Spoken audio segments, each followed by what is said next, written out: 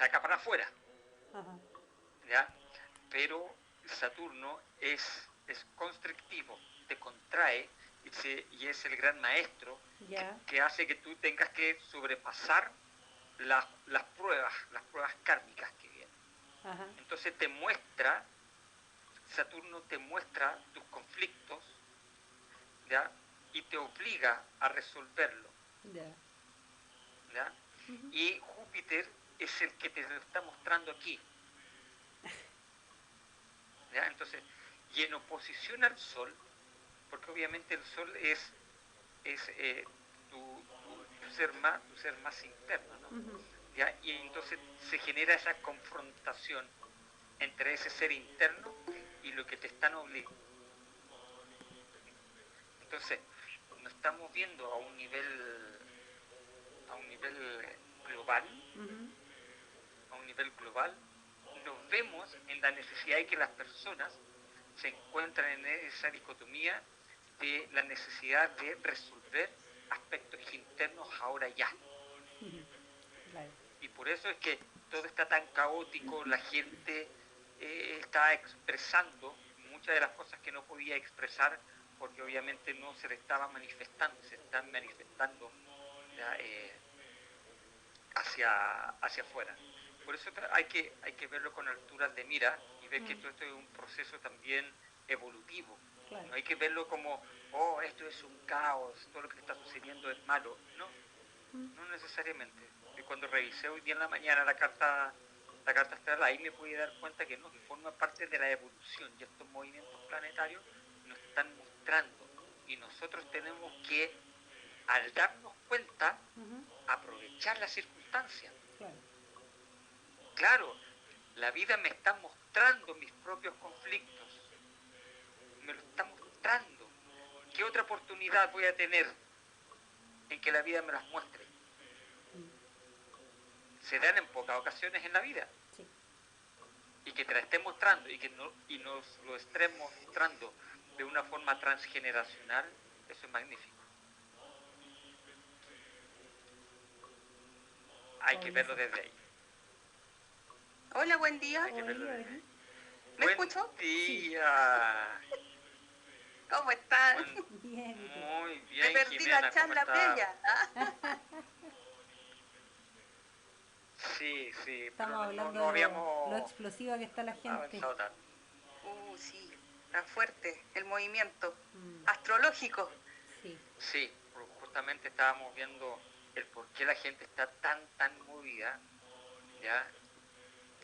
Más allá, obviamente, de todos los efectos sociales que hay. ¿Ya? Le decía a Jesús de que revisando la carta astral a nivel planetario teníamos a Saturno y Júpiter en oposición al Sol. Entonces Saturno es el planeta, el gran maestro, que te muestra todo tu lado oscuro. Es mal visto ¿Ya? Saturno, pero Y es maestro. es mal visto, claro, sí, Sí. sí, sí. No es de los trigos limpios de Saturno. ¿Ya? Y acompañado con Júpiter en la misma casa, ¿ya?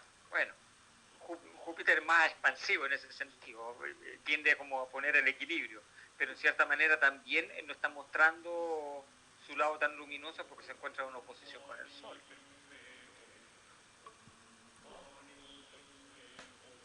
Pero de todas maneras todo esto que está sucediendo igual es una enseñanza, es una oportunidad, no hay que verlo como algo negativo, la gente está revelando toda esa oscuridad interna y es una oportunidad para que podamos trabajar. Bueno, y aparte que la era de Acuario empezaría en diciembre, ¿no? Sí, ya literalmente, tengo entendido. Aunque dicen que ya viene de antes y todo.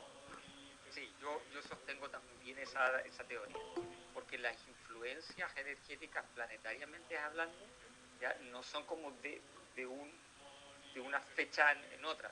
Probablemente matemáticamente, desde el aspecto astrológico, podremos decir de tal fecha en adelante, pero energéticamente ya se prevé ya o se siente desde mucho antes.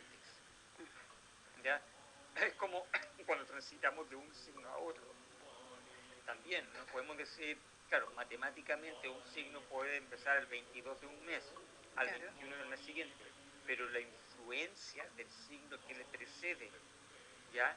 Y el que le sigue se sienten días antes. Entonces, a un nivel cósmico, una era se puede sentir, no sé, un siglo antes incluso, antes de que sea real. Ujú. Por lo tanto, por ejemplo, allá en 1900 podríamos haber tenido las primeras fuerzas que implican que la era de Acuario se comienza a manifestar, no estando en Acuario, Mm.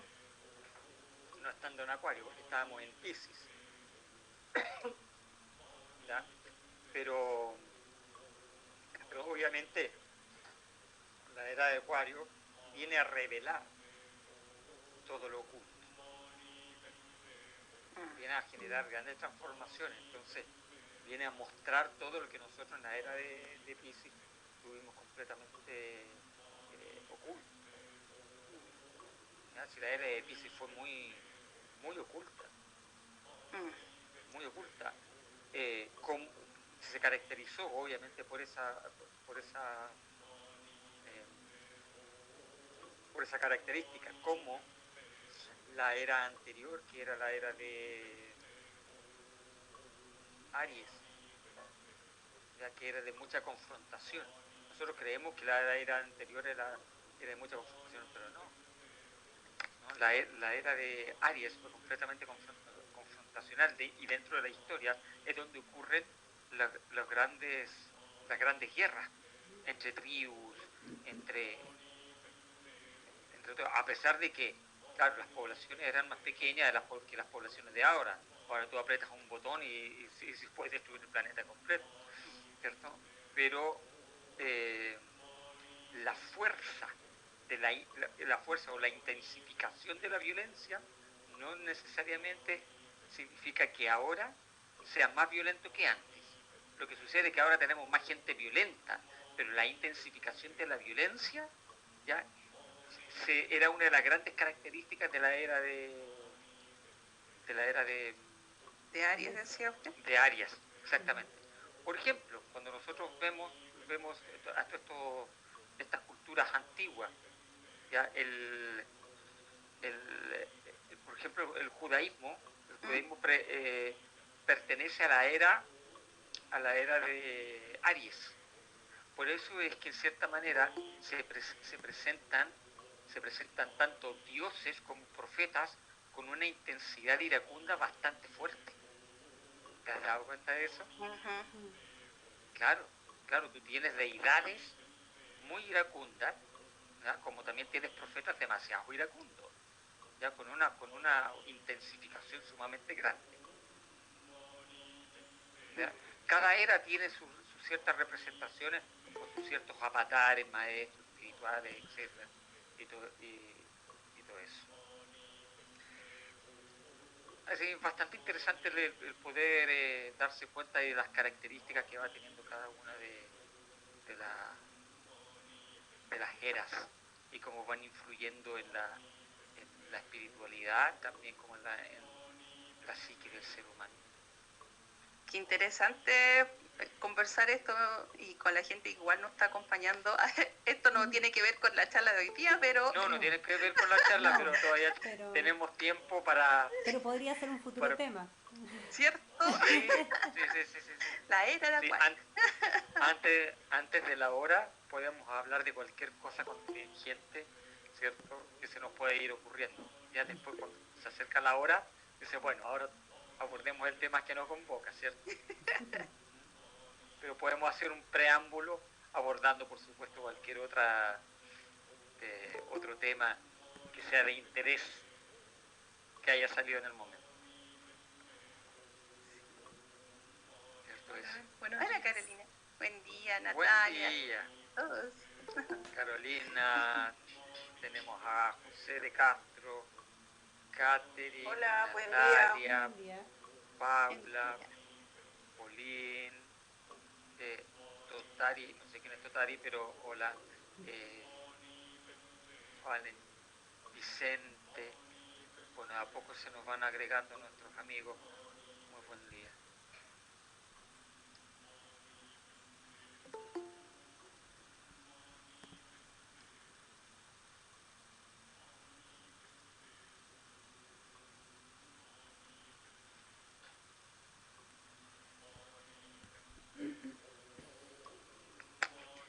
Buenos días.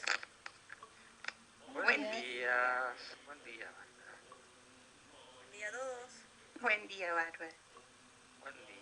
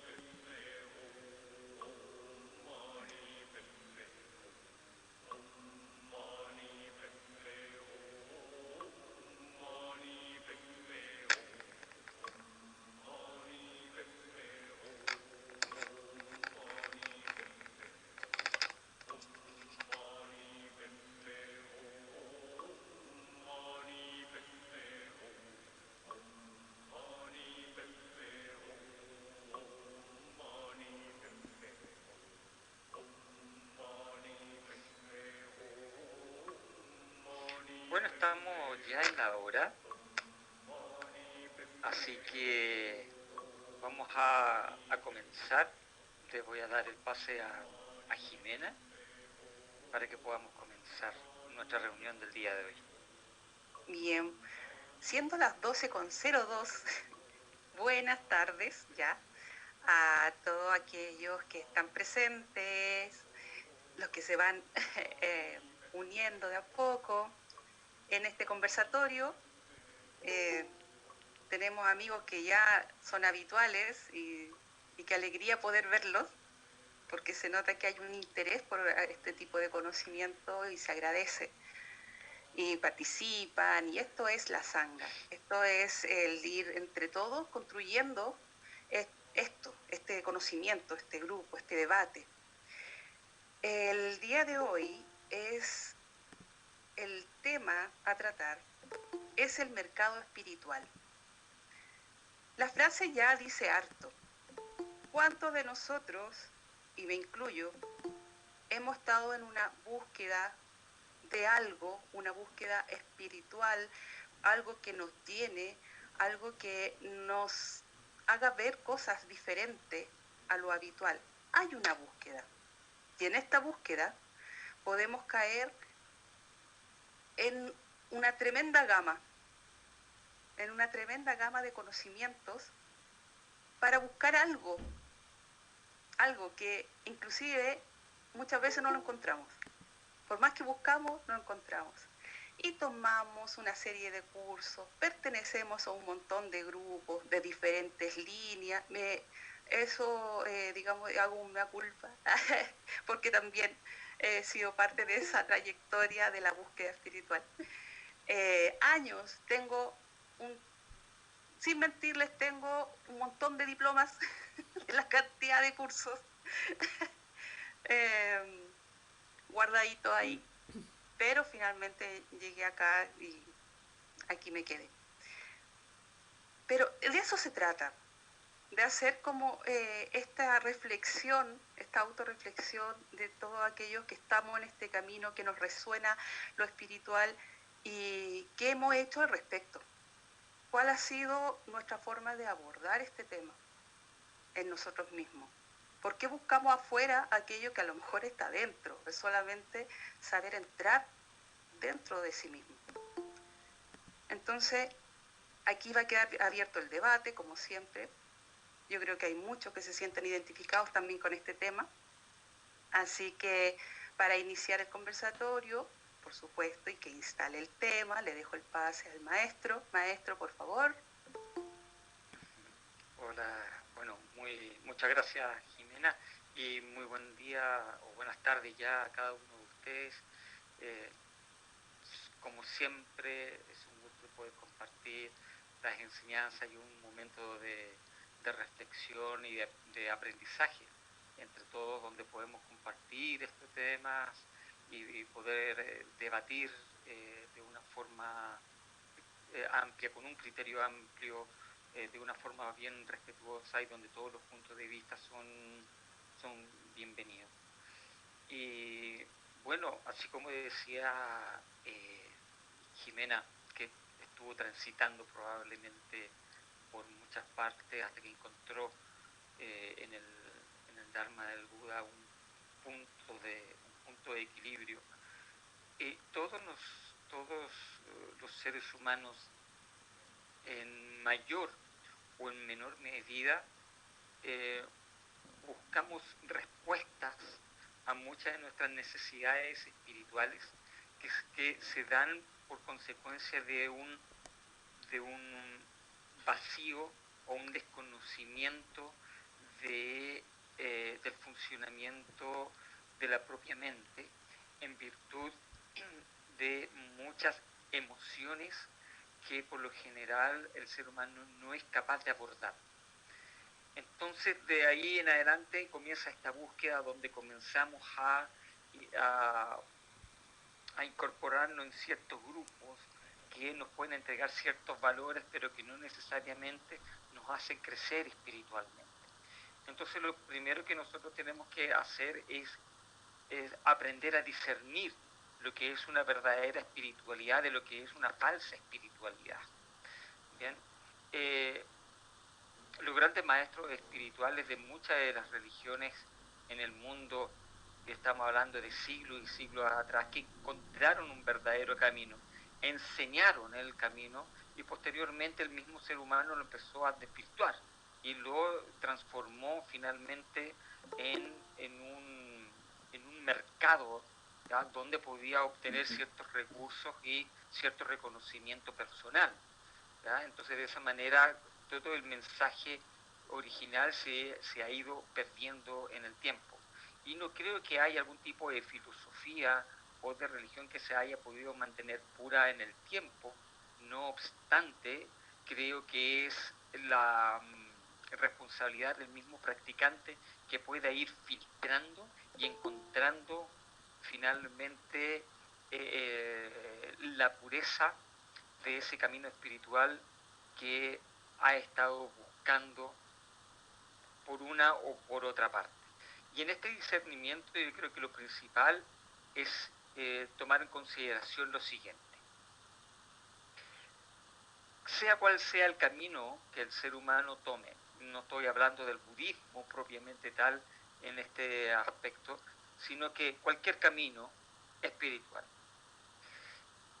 La primera pregunta, y la dejo como una pregunta abierta, ¿este camino espiritual te reafirma el ego? Es decir, ¿te sientes empoderado de ti mismo?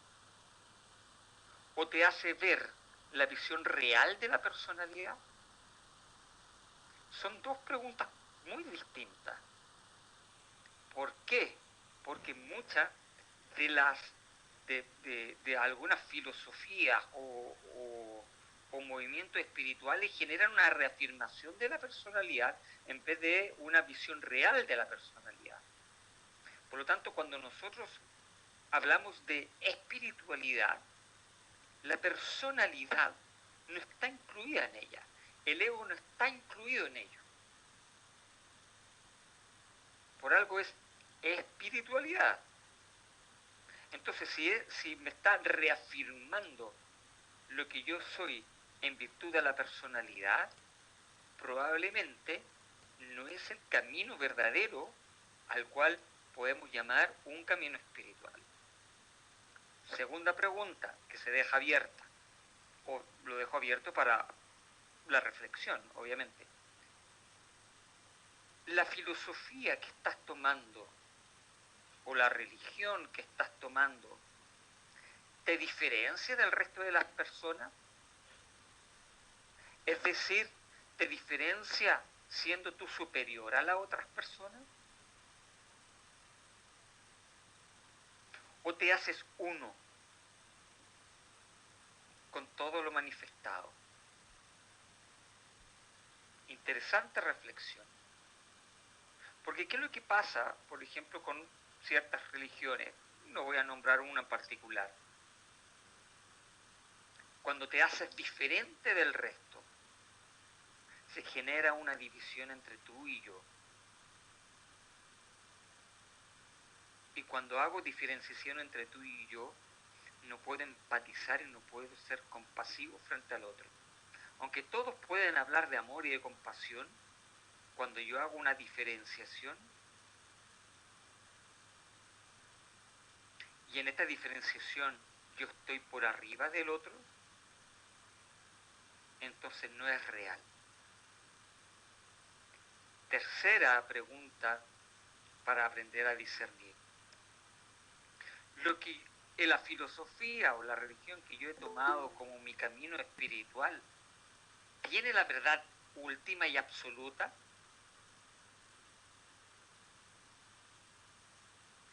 ¿Desestima otras religiones y filosofías?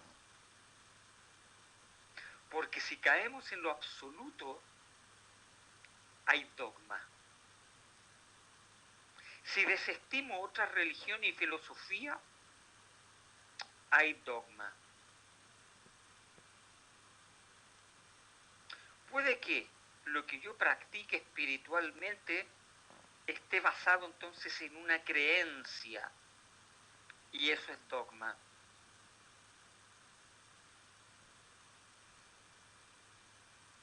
Si lo que yo practico entonces me hace ser superior al otro y que el otro esté equivocado, eso es dogma. Entonces tenemos que ver las otras filosofías y las otras religiones no como algo, es que tú eres de los malos, yo soy de los buenos. Yo soy de los que cree en esto y tú no crees en lo que yo creo. Posiblemente te estás basando igual en una creencia. El problema aquí es que desestimamos las otras filosofías y religiones porque en cierta manera todos los seres humanos tienen un estado de conciencia distinto y un estado evolutivo distinto. No estoy hablando de que sea superior o inferior, estoy hablando de diferencia. Y nosotros debemos respetar a cada uno de los seres sintientes por el grado evolutivo en el cual se encuentra.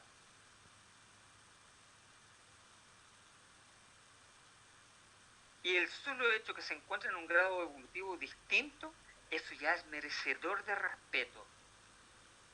Por lo tanto, el practicante del budismo, el practicante del Dharma, siempre debe respetar todas las diferencias ideológicas y filosóficas. Por lo tanto, si aquella persona que pensaba que esta charla iba a ser una charla de crítica al mercado espiritual, no es una crítica. Es cómo podemos nosotros mejorar para no caer en un mercado cuya visión es la falta de ética, pero no crear la necesidad de una crítica. Porque el budismo también podría ser fácilmente criticado. He escuchado muchas críticas del budismo y podemos también generar una autocrítica, pero una autocrítica constructiva y que lo vamos a abordar también. Continuemos con este discernimiento. ¿Qué tipo de valores humanos te entrega? Porque si hay ciertos valores humanos que me generan esta diferenciación y eso genera enemistad, Entonces, si es generador de enemistad, no es entonces una espiritualidad auténtica. Si nos hace ser mejor que el resto, bueno, lo abordé hace un par de minutos atrás, lo mismo. Uno de los grandes valores que debe promover una espiritualidad auténtica es el amor y la compasión, no cabe la menor duda, y cuyas virtudes o perfecciones sean llevadas a través de la ecuanimidad y la paciencia, que llamaríamos ciertos paramitas. Y esto es esencial para nosotros, porque al aprender a discernir, nosotros podemos empezar a filtrar entonces lo que realmente es óptimo practicar de lo que no es óptimo practicar. Y en esto hay mucha información que nosotros podemos rescatar de los mismos discursos del Buda, donde el mismo Buda nos enseña a poder discernir entre una espiritualidad que sea genuina y espiritualidad que no sea genuina. ¿Ya? Hay muchos, obviamente, de discursos que nos pueden ayudar a poder discernir en este tipo de situaciones. De hecho, el Buda en muchas de sus enseñanzas ayuda a la gente a poder generar un correcto discernimiento. Obviamente no nos da el tiempo para poder generar un correcto discernimiento a través de los discursos, pero sí, obviamente, lo podríamos abordar en algún otro momento para poder aprender a generar este filtro de acuerdo a las mismas instrucciones que nos puede dar el Buda en los discursos, en los distintos Nikayas. En este llamado mercado espiritual, que puede sonar un poco fuerte llamarlo de esa forma, podemos encontrar muchas técnicas, ¿verdad?, de autoayuda por un lado, o técnicas o filosofías que promueven el bienestar del ser humano. Puede ser, por ejemplo, tanto el yoga, el reiki, mindfulness, el New Age, todo eso. Perfecto. El problema no es el reiki, el problema no es el yoga, el problema no es el mindfulness, el problema no es el New Age, sino que es la deformación que se ha ido incurriendo en el tiempo, y esa deformación que finalmente ha transformado esto en un negocio.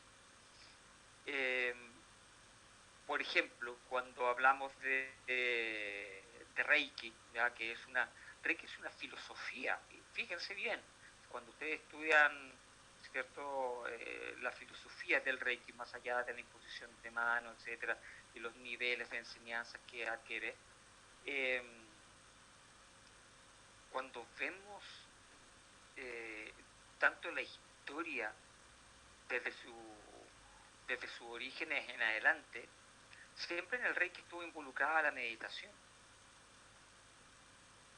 Mikao Usui era un gran meditador y que estuvo una gran cantidad de tiempo absorto en un samadhi profundo, ¿ya?, y que todas estas técnicas o llamémoslo más que técnicas, estos símbolos se le fueron revelados en la medida en que fue profundizando en un samadhi, ¿ya?, y en un estado de absorción meditativa que le permitía obviamente generar a través de estos símbolos, ¿ya?, una cierta canalización de esta energía universal.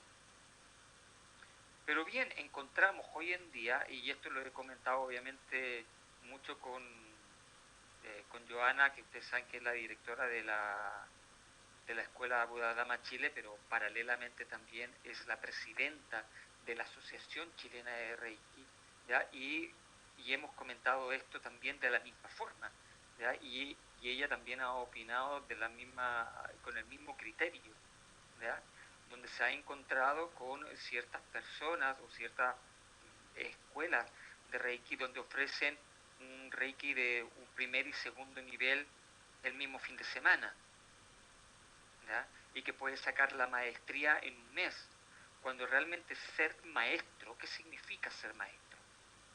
tienes un dominio sobre ti mismo.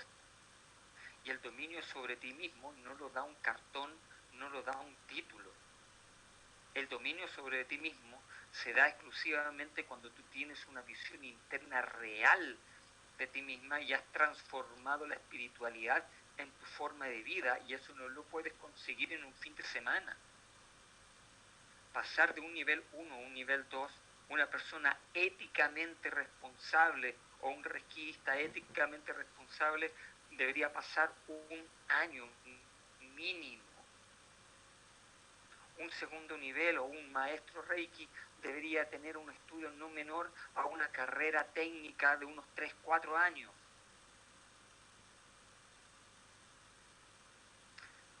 No por la cantidad de tiempo, sino que por la profundidad, porque se te pueden enseñar los símbolos, se te puede enseñar todo, pero si no lo has interiorizado, no haces un trabajo interior, la imposición de mano verdaderamente no sirve de mucho.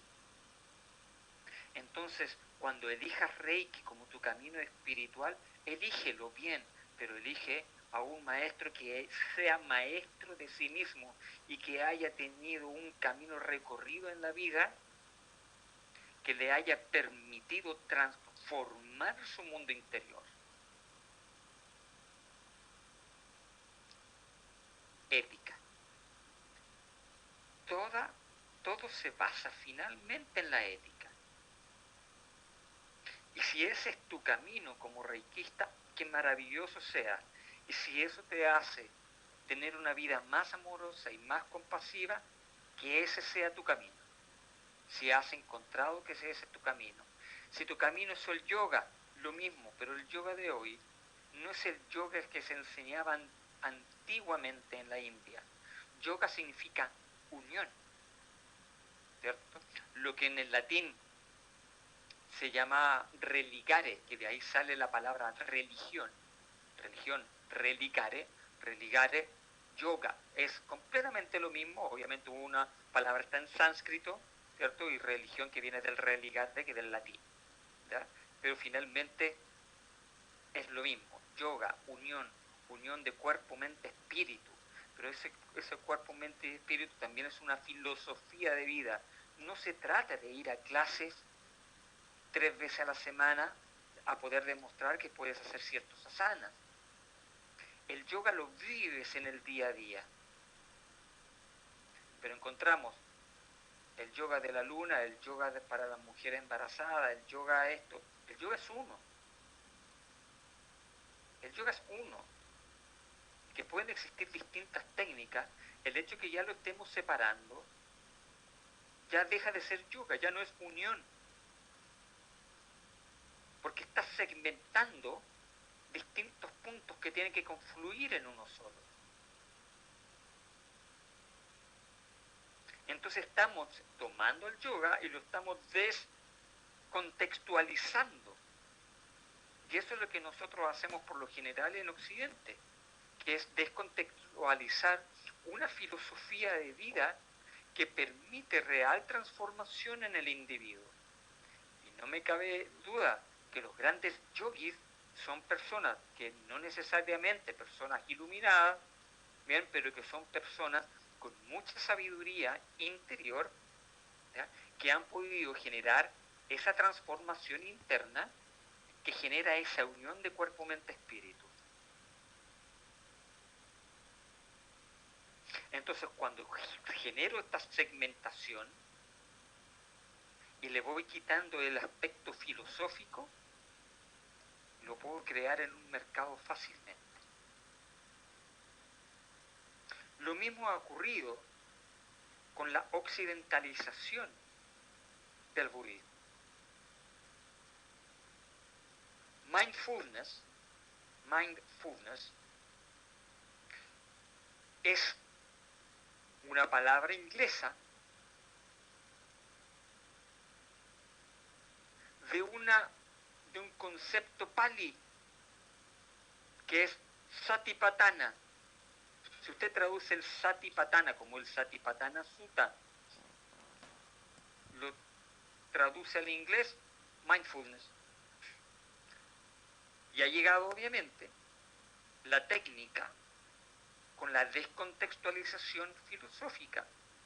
No obstante, y no para poder generar una crítica, sino que ver el aspecto positivo del mindfulness, es que muchas personas que no se atreven a poder adoptar el budismo como una filosofía de vida, porque obviamente se encuentran muy escépticas a las religiones, dada obviamente la evidencia de todo lo que ha ocurrido dentro de la historia.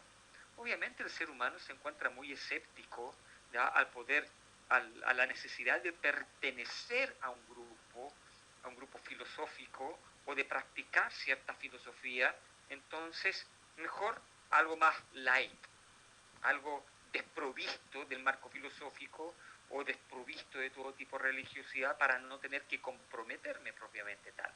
Desde ese punto de vista es entendible, ¿ya?, dado obviamente también que muchas de las religiones han cometido muchas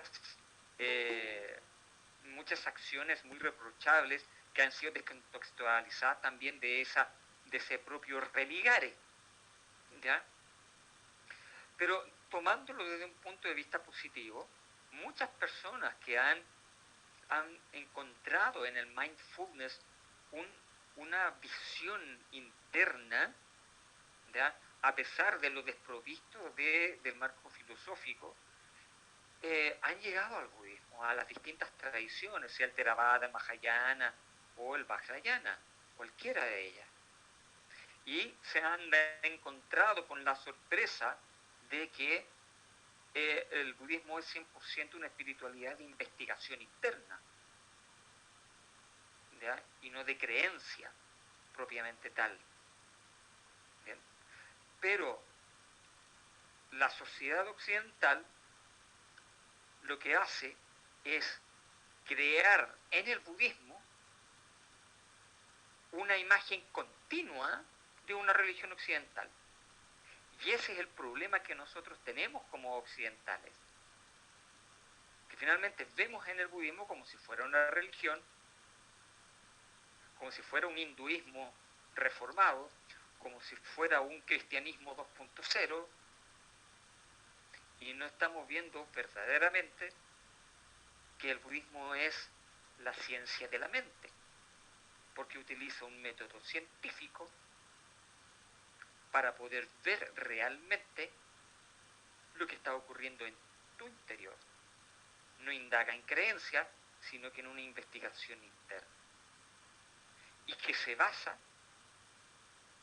básicamente en llevar nuestra vida con ética, sin generar daño al prójimo y basado en valores universales como es el amor y la compasión.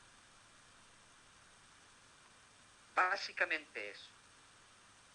Entonces, claro, hay gente que dice, oh no, esto es el Mac Mindfulness, ¿cierto? Mac Mindfulness. Y lo tildan como un gran negocio. Puede ser. No soy quien para poder generar una crítica realmente de los precursores del mindfulness. Para nada. Porque si genero también una crítica, estoy cayendo en lo mismo.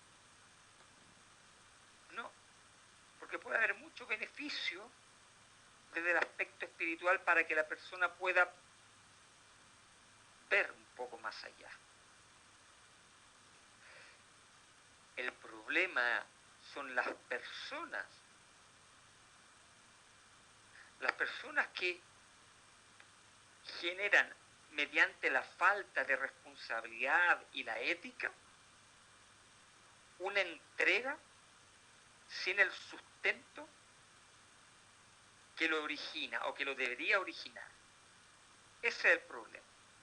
Y que estas personas se pueden aprovechar de la necesidad de la búsqueda espiritual de algunas personas. Porque todos los seres humanos, finalmente, ¿qué es lo que buscamos? Este religare, de una u otra forma. Esta unión. Porque en algún momento de nuestra vida nos damos cuenta que en este ir andando constante, estamos llenos de insatisfacción.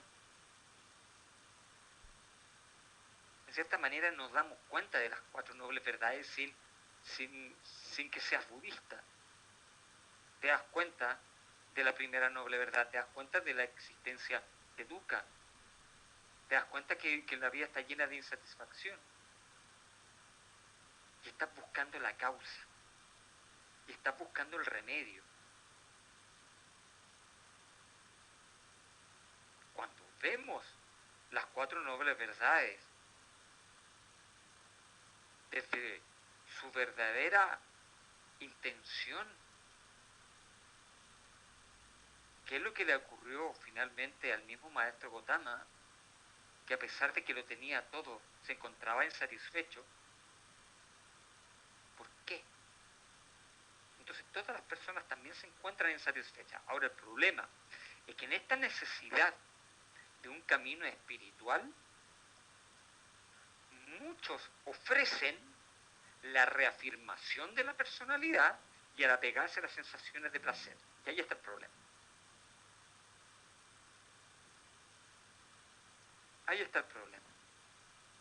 Por eso que encontramos ciertas sectas o ciertos grupos, ¿cierto?, donde promueven, por ejemplo, el consumo de ciertas sustancias alucinógenas para hacernos ver que estás en otro mundo, y eso es espiritual. No tiene nada que ver una cosa con la otra. Te estás pegando, obviamente, a un estado irreal, a un estado alterado de la conciencia, que te puede dar una hierba, que te puede dar... No significa que todas estas hierbas alucinógenas, por ejemplo, como el cannabis, como puede ser también cualquier otra sustancia vegetal que genera algún tipo de psicoactividad, no sea medicinal.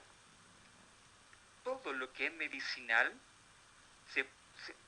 tú lo vas a consumir para efectos medicinales, porque lo medicinal genera una purga que implica el poder sacar hacia afuera, como la ayahuasca y otras, por ejemplo.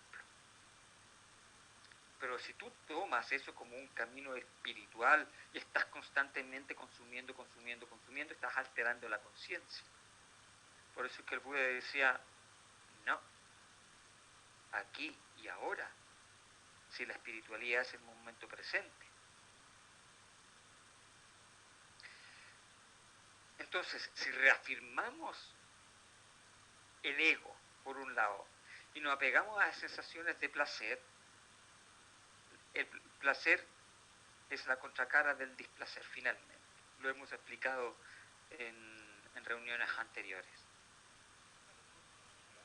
La verdadera espiritualidad está en el cese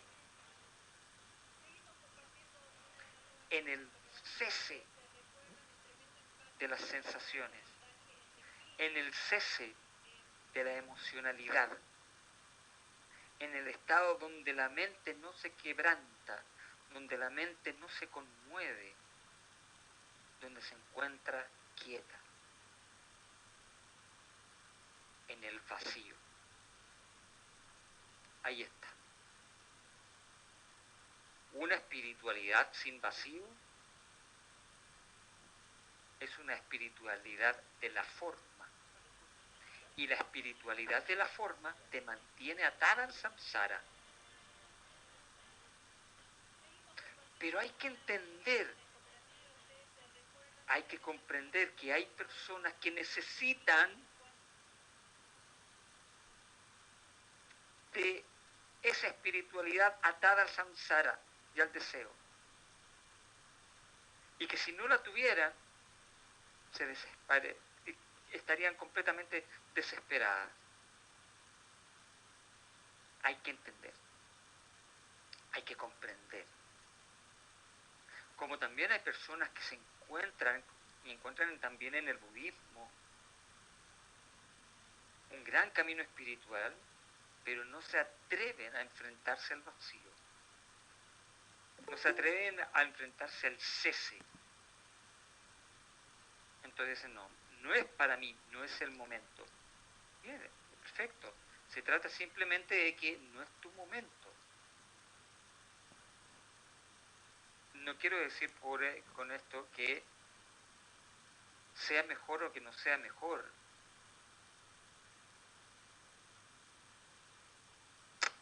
Eso lo tienes que ver tú.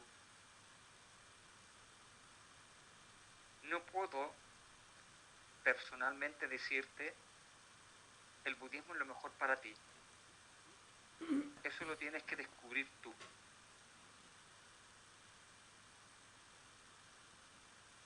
Porque finalmente lo que nos debe importar y la raíz de todo esto es que debes encontrarlo en tu interior.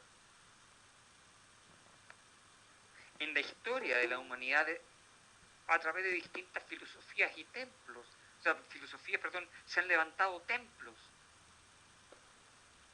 creyendo que todo se encuentra afuera. Y no, afuera no hay nada, afuera está la forma.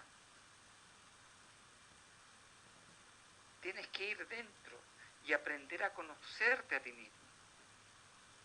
A través de la meditación y a través del estudio de vuestra propia mente.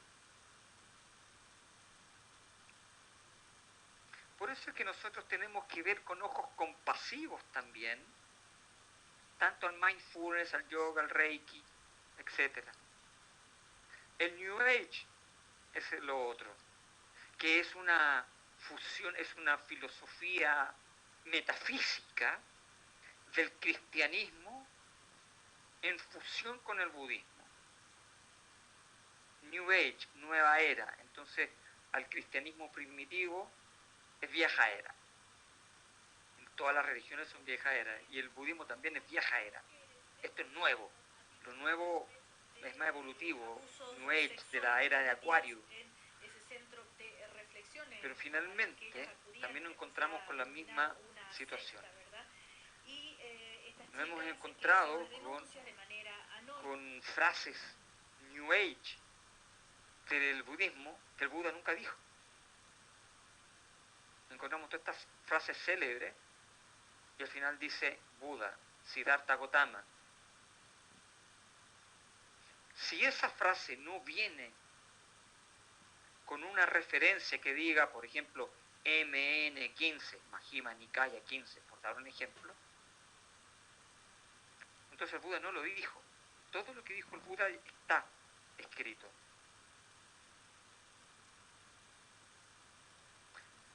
Es cierto que desde la perspectiva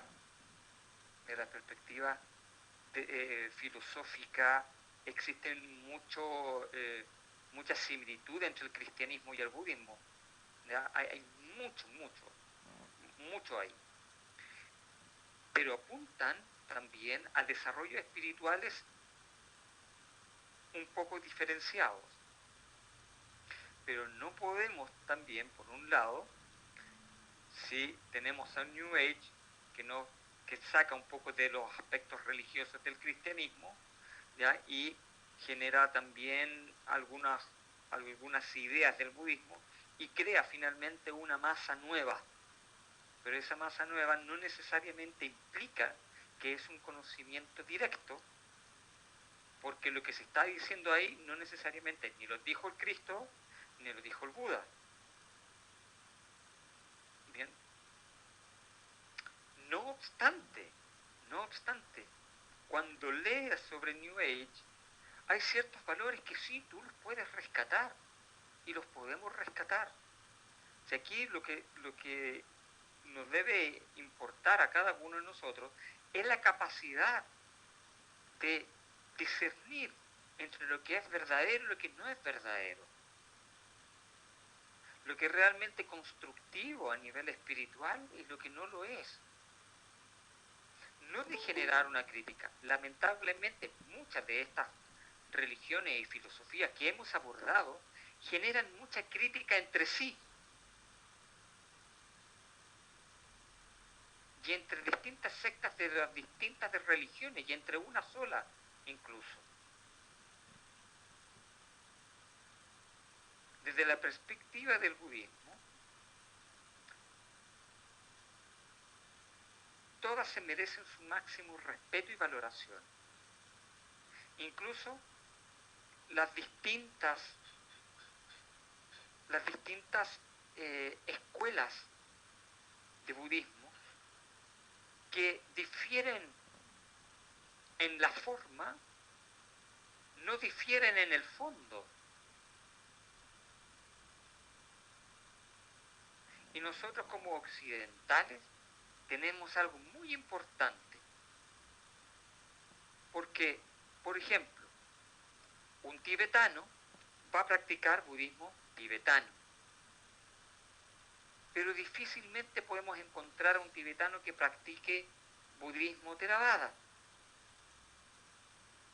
Un singalés o un tailandés va a practicar budismo Theravada.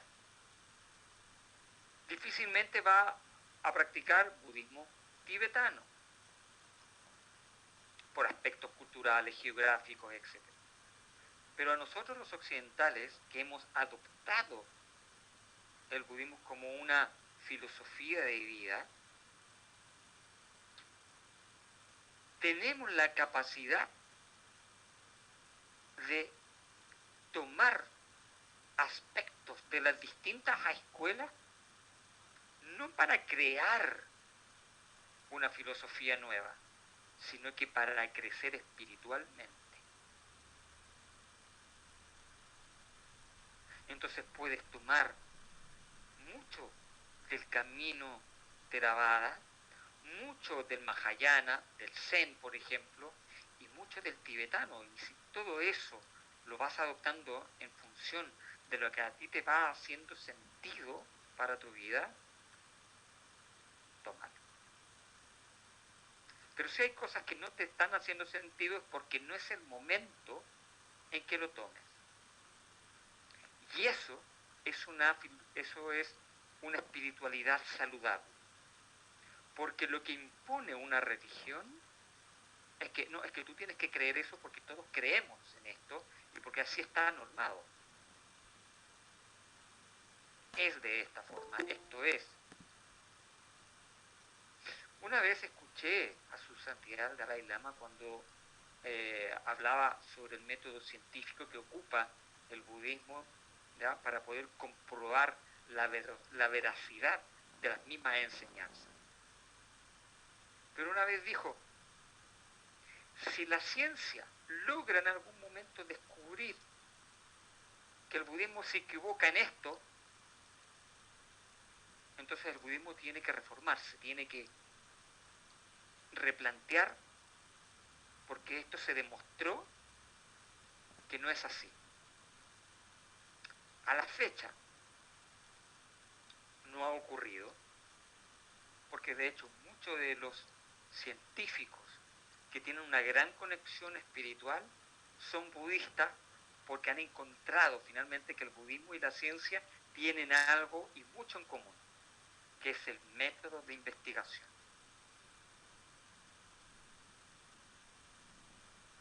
Entonces, creo finalmente que todo lo que hemos expuesto hoy día nos sirve no para generar crítica, para nada, sino que al contrario, para poder entender los distintos niveles de desarrollo espiritual que cada ser humano se encuentra, para poder valorar a las personas en su estado evolutivo el cual se encuentra, y para que usted, como practicante del Dharma, pueda profundizar y realmente ser un practicante que le permita vivir espiritualmente en paz. Porque también, desde la perspectiva del budismo, cuando muchas personas pueden estar en distintos grupos de budismo en las redes sociales, en Facebook, por ejemplo, nos encontramos también con luchas de ego. Nos encontramos con ciertos sectarismos de los practicantes. personas que pueden ser muy eruditos incluso en aprenderse los discursos, y eso es bellísimo, pero caen en el literalismo y pueden ser expertos en hablar de compasión, pero no necesariamente en el ser demostrativo con la compasión. Porque podemos hablar de la ciencia de la mente, como es el budismo. Podemos hablar del amor, podemos hablar de la compasión, pero soy compasivo, soy generoso, doy sin recibir a cambio.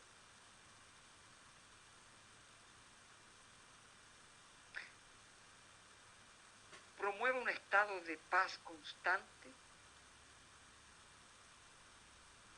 o simplemente estoy atrapado en la red social hablando de lo que el Buda dijo.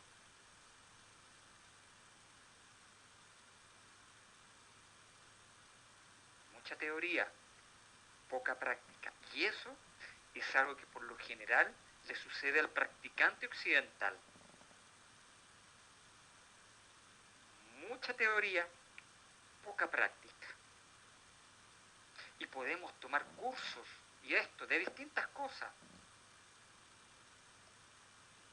Entonces aquel que busca el camino espiritual hace cursos de yoga, de mindfulness, de reiki, distintas cosas. Y finalmente te llenas de papel, de un cartón con tu nombre, y sigues igual de vacío. O bien, incrementa tu ego. ¿Por qué? Porque eres instructor de yoga, porque eres maestro de reiki, porque eres esto, porque hiciste un curso de mindfulness. Pero que seas instructor de mindfulness no necesariamente implica que seas compasivo. Que hagas un curso de amor y de compasión no significa que seas compasivo, porque estás llevando lo literal, estás llevando el papel, y si ese papel no llega al corazón de las personas, el papel no sirve de nada en lo práctico. No nos llenemos de papeles, no nos llenemos de títulos.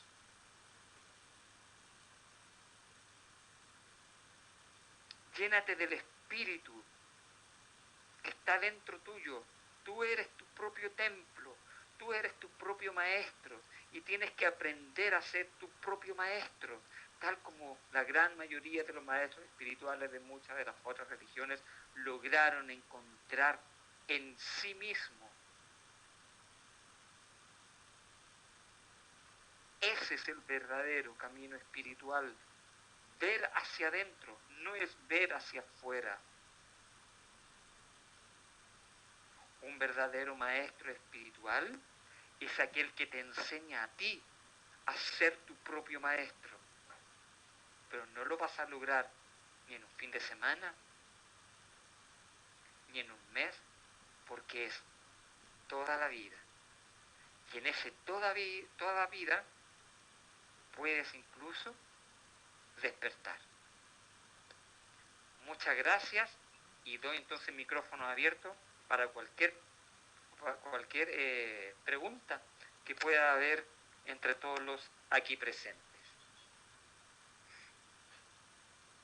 Si alguien tiene algún comentario, alguna experiencia que comentar. Carolina. Buenos días, buenas tardes a todos. Muchas gracias, maestro, por tan lúcido análisis. Me hizo sentido muchas cosas. Y al igual que Jimena, claro, siento que también tengo varios títulos y cartones. Aquí mismo tengo un cartón de instructora de yoga. y la verdad es que siento que eso ha sido necesario también para darme cuenta quizá cuál es el camino y poder experimentar lo que a mí me hace más sentido. Y de hecho, en un viaje a la India fue a formarme como instructora, fue donde quizá vi dos lados. Uno, que el mercado espiritual allá es impresionantemente grande también, en el norte de India, donde va mucho europeo a aprender las técnicas, hay reiki también, pero sobre todo el yoga.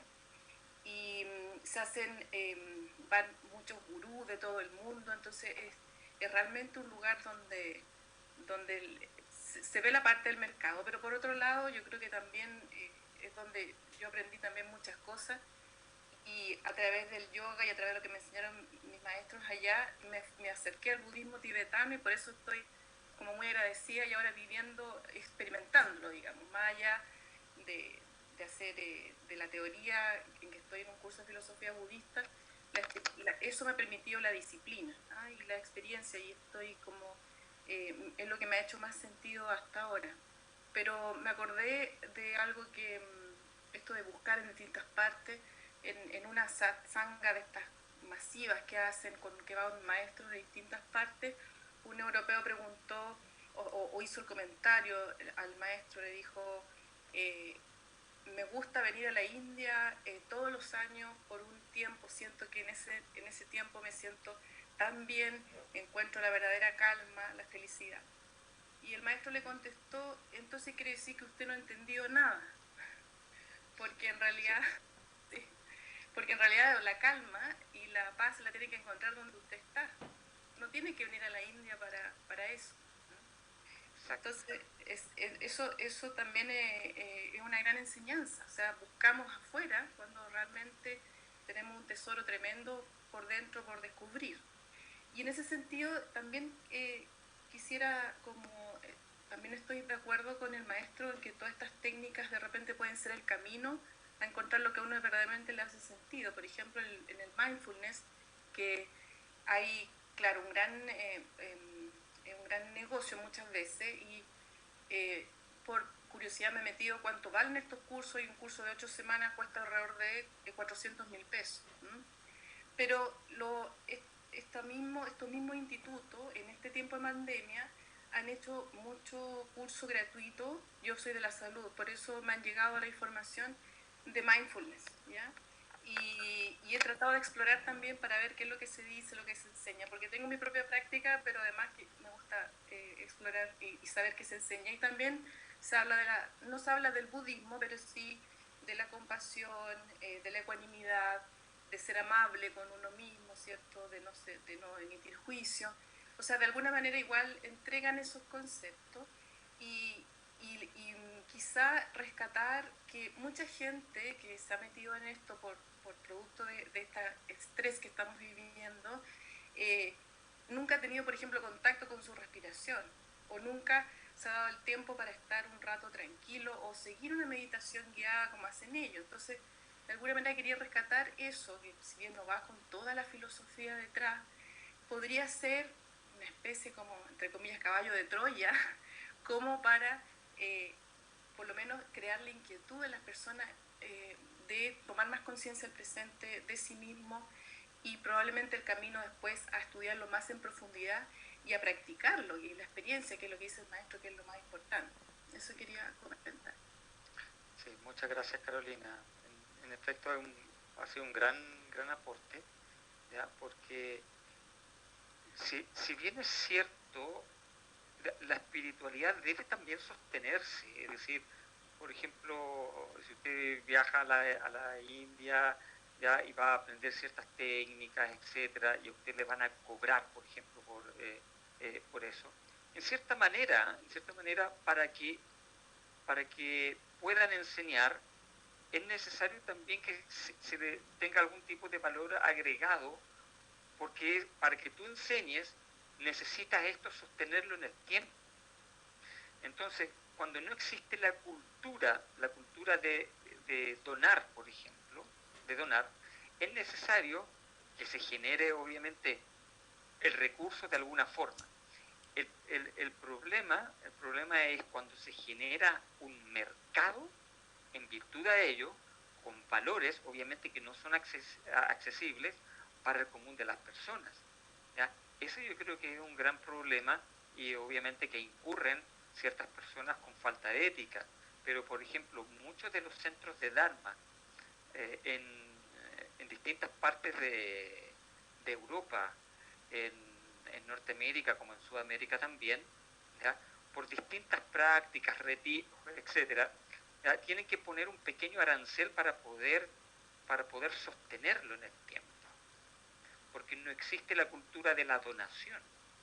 En Asia, por ejemplo, existe la cultura de que los templos y los lugares son mantenidos por las mismas comunidades, ¿ya? A través de donaciones voluntarias, ¿ya? Los monjes, obviamente, que son renunciantes, reciben el alimento a través de las limosnas. Se puede dar todo ese contexto en la función en que, por ejemplo, el monje se dedica a la comunidad, y la comunidad se dedica obviamente a poder sostener esto a través de la generosidad, de una generosidad, si bien es cierto, es voluntaria, ¿ya? Pero que nace de corazón. Pero nosotros en Occidente no tenemos eso, ¿ya? Los monjes en Occidente, para mendigar la comida, es realmente un trabajo sumamente difícil, porque no está la cultura, por ejemplo. Entonces, a mí me ha tocado en muchas oportunidades, ¿ya? En toda esta expansión del budismo en Occidente, de muchos monjes que con una vocación de servicio han llegado a Sudamérica, ya, a poder establecerse para poder entregar las herramientas del Dharma, pero no han encontrado el apoyo de las comunidades. Y la gran mayoría de los monjes se van muy, pero muy desilusionados, ¿ya? De la falta de espiritualidad genuina en el ser humano, de la falta de empatía, y con una desilusión muy grande.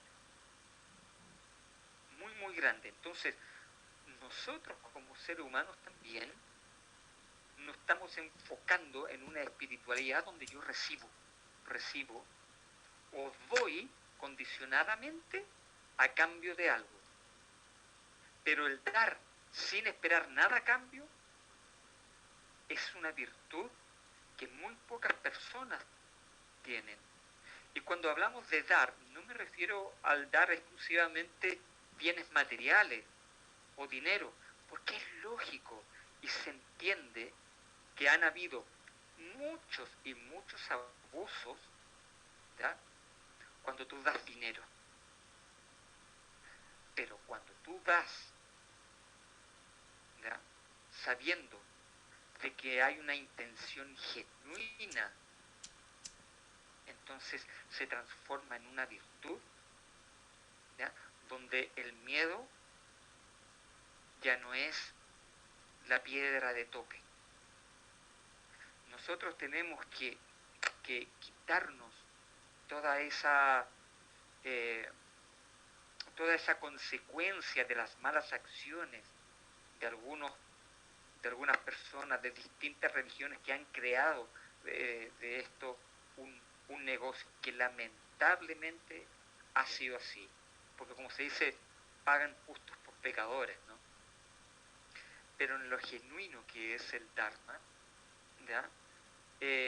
Lamentablemente muchos monjes se han tenido que ir. Yo me he encontrado con monjes que han pasado hambre, días sin comer,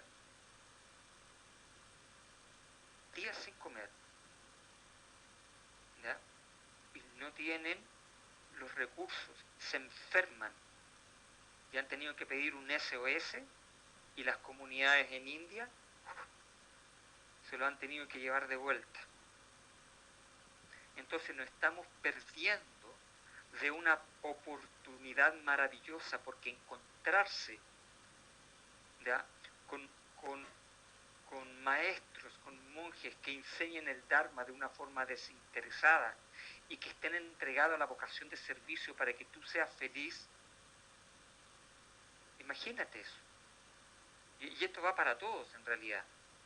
Que tú te encuentres con personas que evoquen su vida al servicio para que tú seas feliz. Tú no sabes si aquel monje que se estaba muriendo de hambre es un bodhisattva.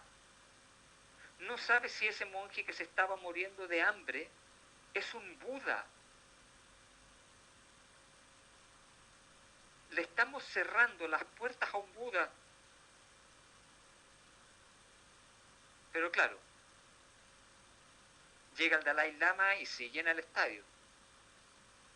Y todos con el mal ahí colgando. Pero se va el Dalai Lama y los centros de Dharma rajuñándose para poder subsistir.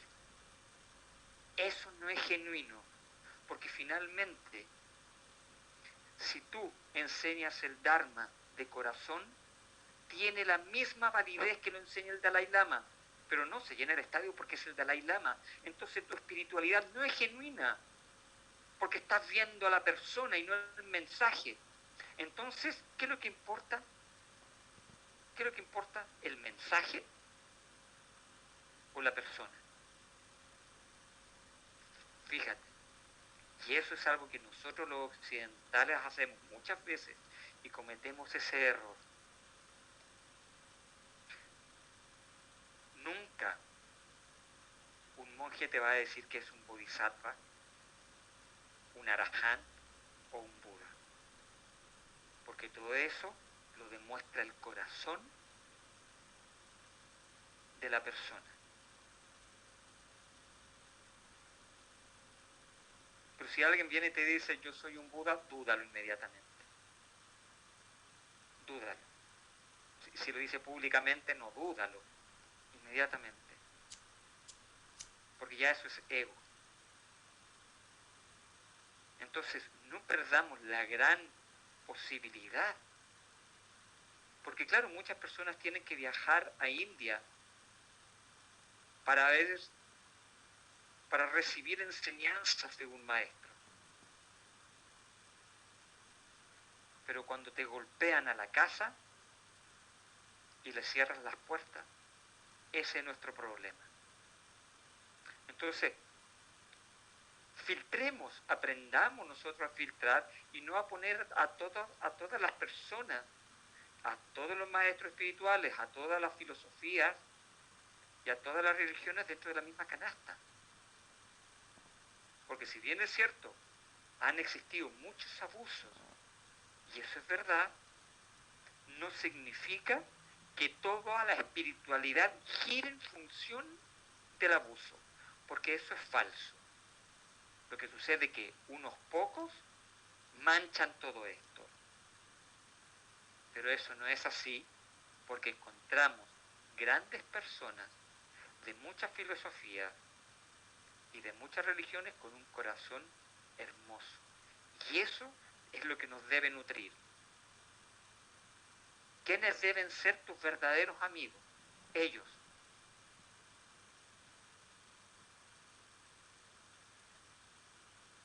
Debemos arrimarnos a un buen árbol para que nos dé buena sombra. Eso es. No sé si hay más comentarios por ahí. Bueno, en todo caso, para nosotros, maestro, sí, es una bendición tenerlo a usted, porque nuestra sangha puede contar con un monje que enseña el Dharma y eso se agradece, sobre todo para nuestras mentes occidentales. Jimena, y con mucha humildad, porque la verdad es que con los pies muy puestos en la tierra, trabajo día a día con mis propios demonios. Así. Ya, es un tema de día a día. ¿Ya? No se trata de hacer una separación entre uno y otro. El budismo siempre es horizontal, no es vertical. Por lo tanto, el monje no es más ni menos que cualquier persona, solamente que evoca su vida a trabajar interiormente. Que el día de mañana exista algún logro espiritual, no lo sé, no tengo la menor idea. Y mientras esté obviamente dentro de este trabajo diario, el poder compartir con ustedes y quien desea acercarse para poder emprender un camino genuino, ¿ya?, de crecimiento interior, bienvenido sea.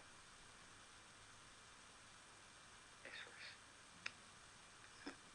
De todas maneras se agradece, por supuesto, también sus comentarios. Daniel Jorquera nos dice en el texto, como dice Carolina, yo veo que es importante la curiosidad, necesidad o espíritu de búsqueda que nos acerca hacia lo que nos va haciendo cada vez más sentido. Uno puede entrar al camino por una vía muy mercantilizada, es verdad, pero si hay espíritu de búsqueda, nos vamos acercando a formas más honestas de espiritualidad. Sí, eso es verdad, Daniel. Muy, muy bonito tu aporte. Sí. ¿Qué más? Marisol dice, sí, estoy muy agradecida. Las enseñanzas del maestro han sido cruciales para mí y él lo sabe. Gracias. Lo sabe, agradecida. Carolina, sí, bueno, muchas gracias a ustedes en realidad. Muchas gracias a ustedes por todas las palabras que van ahí transcribiendo. Si hay alguna otra pregunta, porque nos estamos excediendo un poquitito en el tiempo.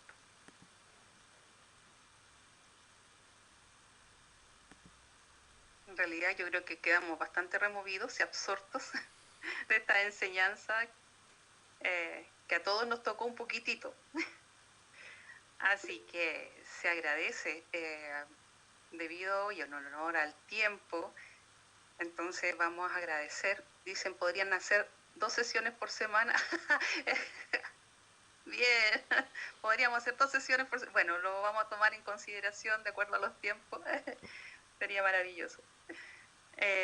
Aquí se ve el compromiso, las ganas de ir aprendiendo en el camino del Dharma. Lo vamos a considerar, por supuesto. Bien.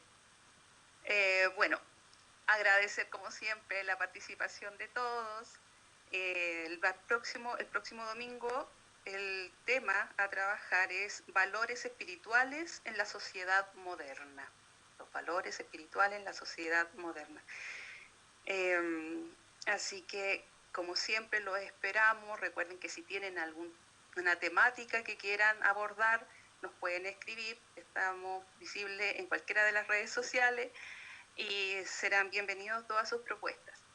Así que solo queda agradecer al maestro por sus tremendas palabras que nos lleva a todos en el corazoncito.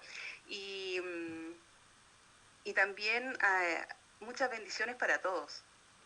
Una hermosa semana, mucho amor, mucha compasión para ustedes, mucha práctica también que nos lleva a seguir por el camino de Dharma. Así que un abrazo, bendiciones, mucha paz para todos y gracias por estar presentes. Feliz semana a cada uno de ustedes, muchas bendiciones, que estén muy bien, nos vemos luego. Gracias, muchas gracias. Bonita semana, nos vemos. Adiós. Muchas gracias a todos, que estén muy bien, bendiciones. Adiós. Gracias. Feliz semana. Feliz semana.